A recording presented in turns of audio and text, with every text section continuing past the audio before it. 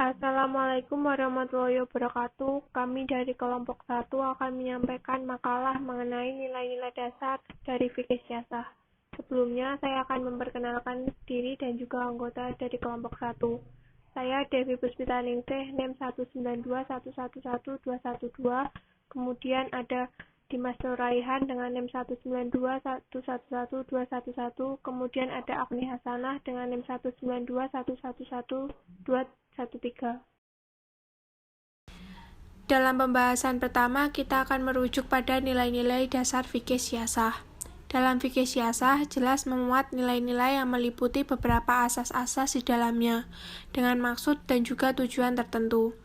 Adapun contoh-contoh dari nilai-nilai fikih siasah itu sendiri, antara lain yang pertama, asas-asas siasah syariah.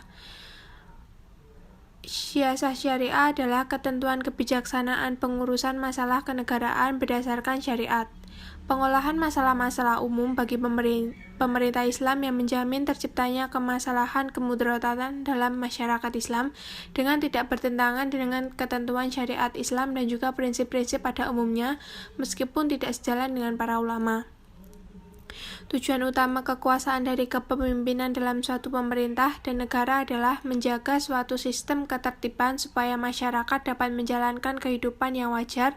Pemerintah pada hakikatnya adalah pelayanan masyarakat. Dengan contoh di atas, adapun asas-asas yang harus dipegang yaitu asas legalitas. Dalam asas legalitas, dijelaskan bahwa setiap tindakan administrasi negara harus memiliki dasar hukum atau sebuah peraturan tertulis yang melandasinya, terlebih untuk negara hukum, misalnya negara Indonesia, sehingga asas legalitas merupakan hal yang paling utama dalam setiap tindakan pemerintah. Kemudian ada asas-asas umum pemerintah yang baik. Asas ini merupakan jembatan antara norma hukum dan norma etika yang merupakan norma tidak tertulis. Asas-asas umum pemerintah yang baik merupakan suatu bagian yang pokok bagi pelaksana hukum tata pemerintahan atau administrasi negara dan merupakan suatu bagian yang penting sekali bagi perwujudan pemerintahan negara dalam arti luas. Dasar dari Al-Quran yang dijadikan prinsip-prinsip umum pembuatan dan pelaksanaan kebijaksanaan seorang pemimpin dalam mewujudkan kemaslahatan warga negara siasah diantaranya adalah yang pertama, kedaulatan tertinggi di tangan Allah Subhanahu wa Ta'ala. Yang kedua, prinsip keadilan. Yang ketiga, prinsip permusyawarah. Yang keempat, ada prinsip persamaan. Yang kelima, ada prinsip tata tertib administrasi ekonomi. Untuk materi selanjutnya akan disampaikan oleh teman saya. Nama saya Dimas Nuraihan, NIM 192111211. Saya akan menjelaskan tentang demokrasi. Demokrasi bercirikan 7 substansi di bawah ini. Yang pertama, keinsafan akan makna dan semangat musyawarah yang menghendaki atau mengharuskan ada keinsafan. Yang kedua, cara haruslah sejalan dengan tujuan. Cara tersebut berjalan seiringan dengan tujuan yang menjadi hal mutlak. Yang ketiga, bahwa suasana masyarakat demokratis mempersyaratkan nilai kejujuran dalam proses permusyawaratan. Dan yang keempat, terpenuhinya kebutuhan pokok masyarakat yakni pangan, sandang, dan papan.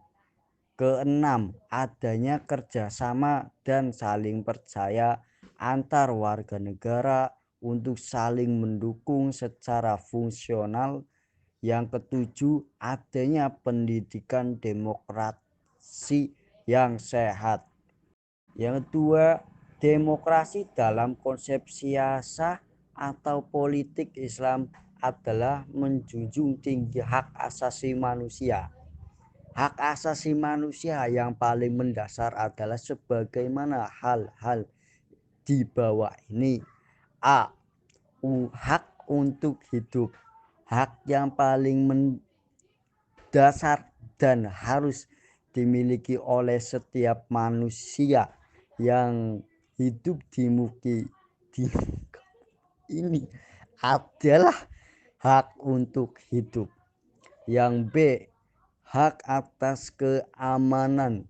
Hak untuk hidup aman dijamin oleh sistem politik Islam sebagaimana dicantumkan dalam pasal-pasal Piagam Madinah yang bermaksud menyatukan kepentingan muhajirin, Azhar, dan Yahudi sehingga kemajemukan tidak dijadikan alasan konflik dan perpecahan.